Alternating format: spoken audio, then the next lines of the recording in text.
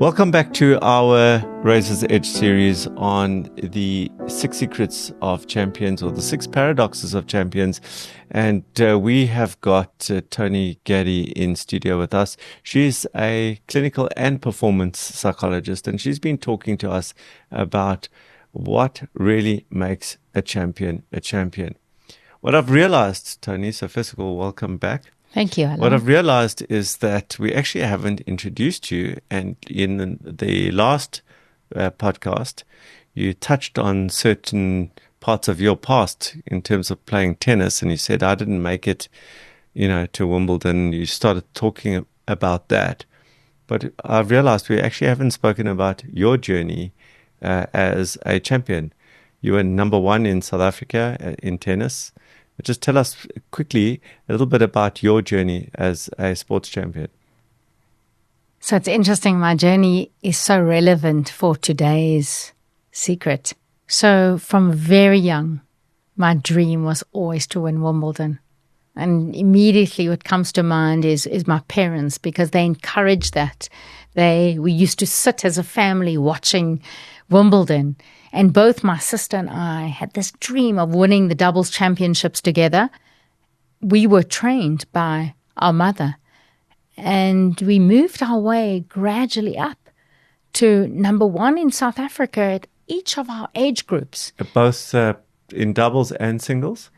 In doubles and singles. Of course, in tennis, the numbers change depending on tournaments, but we were noted as top in South Africa, and then we got into the South African national squad, which then traveled the junior international tennis circuit, and then we all turned professional in that squad, and we started playing on the professional international women's circuit. And where did you play? Which countries? All over the world, from Europe, Italy, France, Germany, from Singapore, Taiwan, all over the United States. So there's a whole world out there. In every country, there are professional tennis tournaments. But the goal was to move toward the Grand Slams. And so we moved toward the qualifying of the Grand Slams. And the big goal was to qualify for the Grand Slams.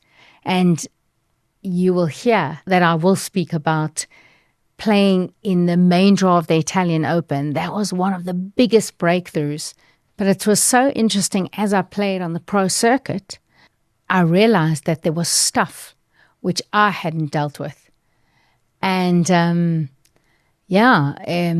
what was so fascinating is I only got to a ranking of the 400s in the world in singles and the 200s in the world in doubles.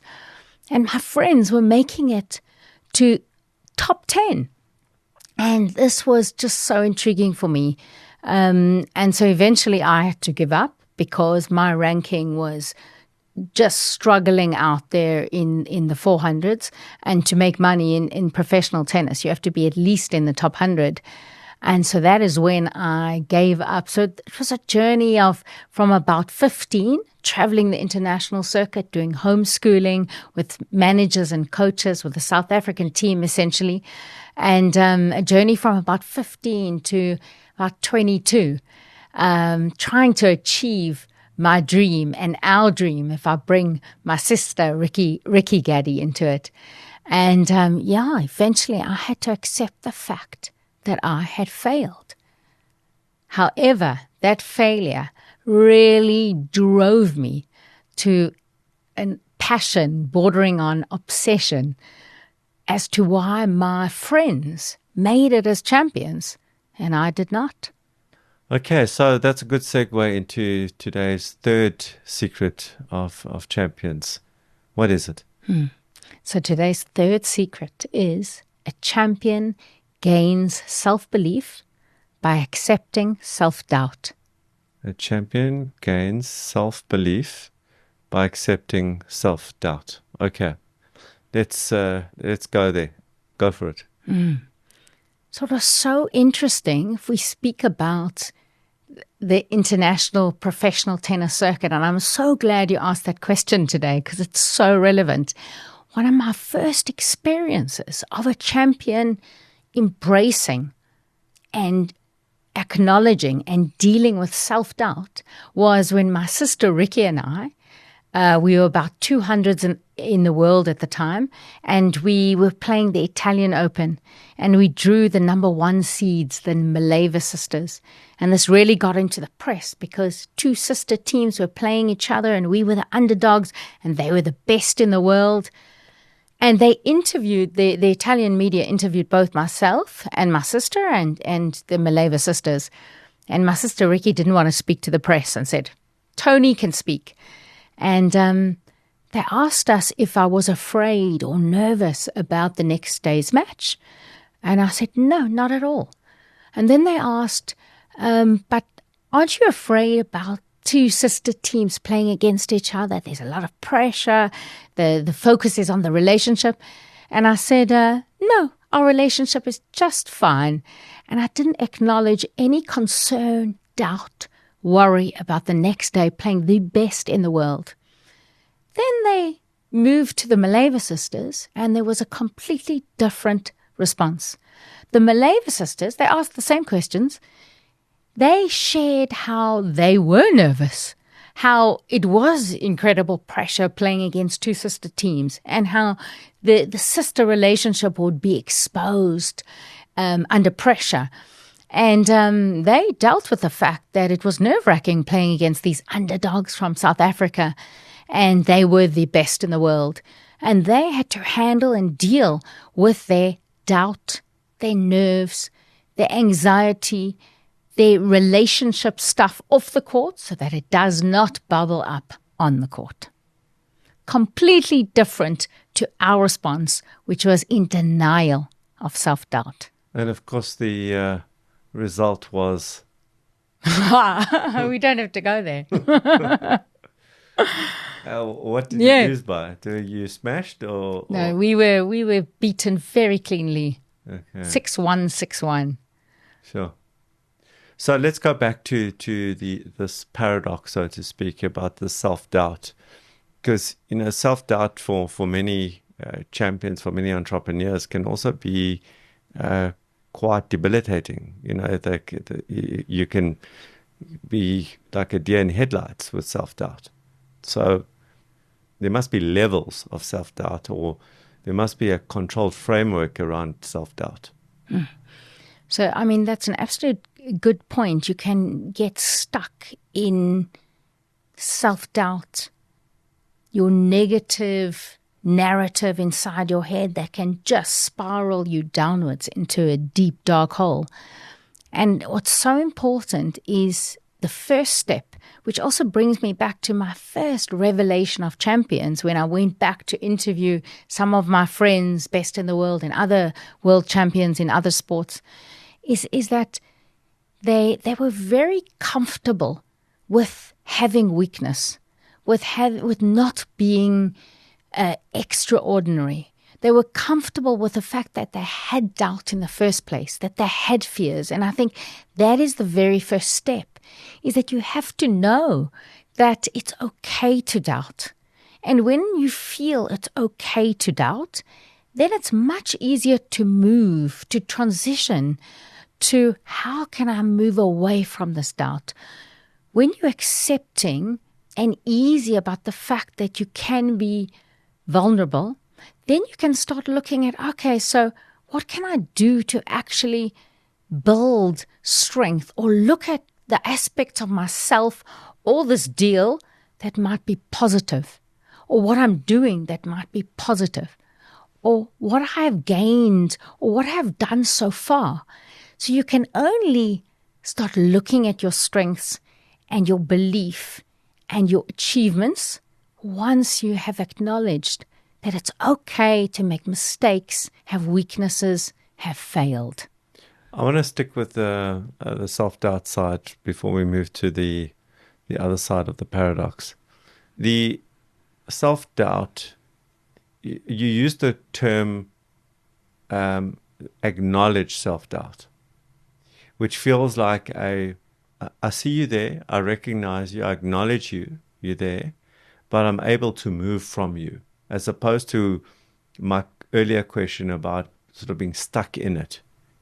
Okay, so I mean, am I touching on something in terms of the language used about the word acknowledge self-doubt versus, immerse yourself in self-doubt maybe as another alternative, way to be in self-doubt, which is wrong? Absolutely. That's an excellent question because it's so interesting. What comes to mind, I have this all champion start coming to mind as you're speaking. There's a famous tennis player. If you follow tennis, you will know her. Her name is Simona Halep. She's been number one in the world. She's won many, many Grand Slams. I think she's recently retired, actually. And she speaks about before big match, like a final of a Grand Slam, is that the doubts will emerge and she will acknowledge them and she'll feel them.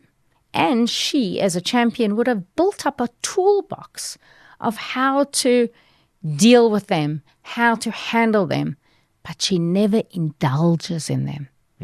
And as human beings, we so easily can indulge in self-doubt because we want to magically have someone to appear to soothe us, so we feel the victim and we're hoping, we have this fantasy that someone will rescue us.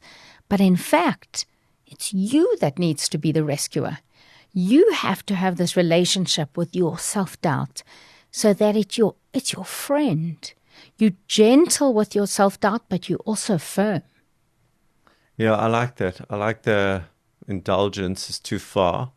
Acknowledgement is the right level of that relationship with self-doubt.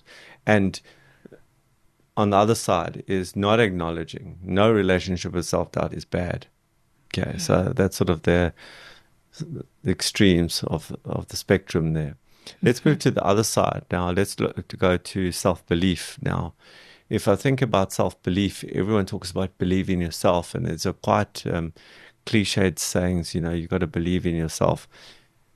But on a practical level, if somebody doesn't believe in themselves, but somebody's saying believe in yourself, you don't magically go, okay, now I believe in myself.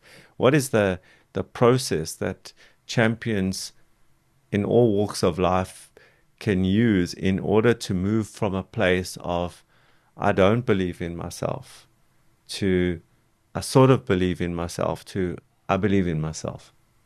Just give us some pointers on how to actually journey to that point.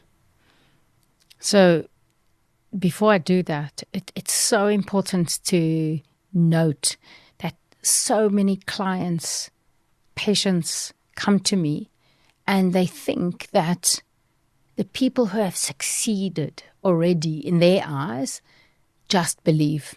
Mm-hmm. That's the mistake I made. Mm-hmm. They don't just believe. They work so hard on self-belief. Or they have trained their mind to zoom in on what makes them feel strong, courageous, and boost their self-belief. So it's so important to note that it is a mind training, a way of focusing. It takes investment to have self-belief. So it's very important to note that. So if I could say that in a different way, if somebody is listening to this right now, watching this right now, and they don't have self-belief, that they could train themselves to get to that point. Oh, 100%. Okay. There was a famous quote, and I think it was Arnold Schwarzenegger, who said, if you believe that you have 100%, or if you think you need 100% of self-belief 100% of the time, you're setting yourself up for failure. So let's go back to my question around the steps to journey towards that point of self-belief. What do I need to do? So I think what's so important is first be conscious or have the awareness that how you look at yourself in the moment and how you look at your past. So for example, an entrepreneur, if they are in the process of closing a deal, it's so important for them to be able to have the awareness of their strengths, what they bring to the deal, and what they're doing well in the deal, they have an awareness and an acknowledgement of their weaknesses, so that if it comes to the fore, they know how to fortify them, or they know how to refocus on their strengths. So that's as an entrepreneur in the moment. And that applies to every aspect of life. That self-awareness of amplifying the strong and minimizing the doubt, the struggle. But still acknowledging it. Keeping it at the back of the mind. And there's tools to do that, as well as the way your mind space works. So, sorry to go off on a tangent here again and back to the self-doubt, but when you said that, I had this imagery of the self-doubt as a personified, and saying, if you don't go, I see you, I recognize you, there you are, it starts to scream and then become loud. So just by acknowledging it and going, okay, there, I see you, it pacifies it so that you can focus on the strength. You're literally reading my mind, because I have a concept in my work. It's a model which I believe is so essential to growing self-belief. Mm-hmm. And it's called your little me and your great me. Right. And your little me is all your struggles, everything that makes you feel weak, bad, sad, mad. And your great me is everything about you that makes you feel strong, self-belief, courageous, bold, positive. And what I learned in my journey of becoming a champion, of studying the becoming a champion, is that every single champion who, I have to point out, is strong in most aspects of life, not only in the area of expertise. And that's a story for another day. They have the healthy relationship with their little me's. Mm-hmm. Because it's like their little child, like you spoke about. You need to acknowledge them, recognize them. And then sometimes you need to be gentle on your doubt, on your little me. And sometimes you have to be firm with him or her and say, enough, and refocus on what makes you feel strong. Okay, let's go now back to the strong. Sorry to take you all over the place. So if I think about my journey, right, and I think about where my self-belief comes from, it's the amalgam of things that have happened. It's almost the balance sheet of all the successes I've had, because as all entrepreneurs, we have successes and we have failures, but you accumulate things. You accumulate a brand, you accumulate physical assets, you accumulate clients, you accumulate staff. There's this accumulation which becomes the proof set of, oh, it did work on the whole. So despite all the negative things that have happened over time, if I look back, I say, oh, it's actually built up. There is a trend. I started at 0 and now I'm at 54, or whatever the case may be. And I did that, or I guided that, or I was a participant in that. And looking at that and acknowledging that goes, oh, I'm not so bad. Despite all the negative things that have happened, look at all the good things. Is that sort of what you're talking about now in terms of recognizing your strengths? Absolutely. When I work with peak performers, it's so interesting. The ones who gain healthy momentum on success as opposed to the ones who don't. And when I study peak performers, the ones who do gain that healthy momentum and success are able to really look back and see how far they've come on the journey, or different parts of the journey, what they've done, what is accumulating positively. They can absolutely acknowledge that and receive that and then build on that. If you can't see it, you don't have it. then if you can't see what you've achieved or you can't see your strength, you actually don't have it. Someone else might see it in you, but if you can't see it for yourself, you don't have that strength or even that achievement, and then you can't build on it. And then you can't move quicker and quicker or up and up to your next goal and your next goal, like we spoke about last week. So if I take this to the extreme again and try and add some symmetry to this paradox, on the one side there is I acknowledge you, I don't indulge you of the self-doubt. On the success, there is I build my self-belief. But there is a point where you can become arrogant, where you move too far and you feel you're almighty, you're untouchable, invincible, which eventually leads to your downfall. So that's sort of the other extreme. Am I understanding that? Absolutely. That's essential to speak about. I mean, we haven't really spoken about practical tools to build self-belief. Okay. If we have time, we'll do that later.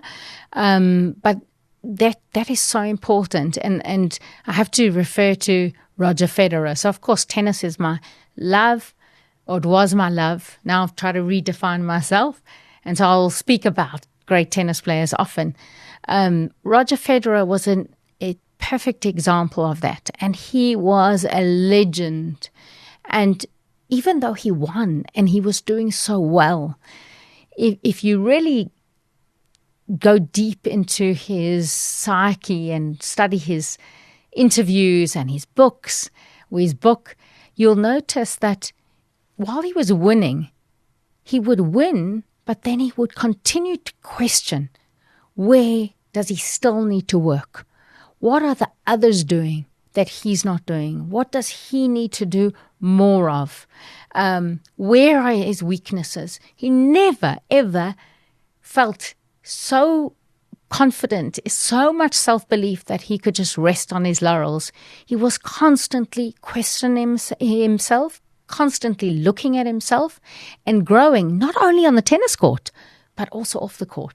He had an amazing mantra of keeping his feet on the ground. It came from his family, being incredibly humble, unimportant. I can't remember the exact quote, but it was all about you are never more important than the other, and always make the other, whoever the other is, feel more important than you. And you can imagine being Roger Federer and making other people feel that way. How incredibly admirable that was. We've, of course, got time for those tools, because, but maybe we're creating some tension, for the people. Give me the tools, give me the tools. So give me the tools. Yeah, those tools are so important. And what's so important to understand is that every human being is so different. And that's what I've noticed with champions across the board in sport and all aspects of life. You've got to figure out what builds your self-belief. And just generically, tools that most people are familiar with or are easy to implement. And the first one, which so many people know about, but it is really undervalued, is act as if. And it's so important to be able to play the role. If you don't believe, act like you believe. Not only when you are in front of the deal that you want to close, or performing in a match, or whatever context you need that self-belief, but at home, act as if you are positive, happy, confident, because that role feeds into your body language, the way you feel, and that acting as if makes you feel like you actually start to believe in how you are acting. So that's very important. That's number one. Another way to say that is fake it till you make it. Yes. Same thing. Same thing. Fake it till you make it. Number two. So number two would be, and also very underestimated. And I think these are underestimated because we read them often in these self-help books, is really visualizing that it's already done. So see what you want. Spend time getting clear on how you want to be in your business, your sport, your performance, and spend time getting clear about how your body language is, how you want to speak, how you conduct yourself, and visualize that end result. Visualize the outcome. Visualize what you want, and visualize other people congratulating you for that. So I think really spend time visualizing the outcome and notice what it feels in your body. It makes your body feel strong and positive. Okay, and there's one more, number 3. What is that? Number 3 is very similar to what we've been speaking about, but it's really about when you can master this understanding that your self-doubt is actually your friend. It's actually there to show you where your weaknesses lie and where you need to build, where you need to fortify yourself, where you need to strengthen yourself. Then it becomes your guide of the work that you need to do in a very neutral, non-judgmental fashion. That's your guide of where you need to work, invest in, and then also have the ability to focus on your strengths.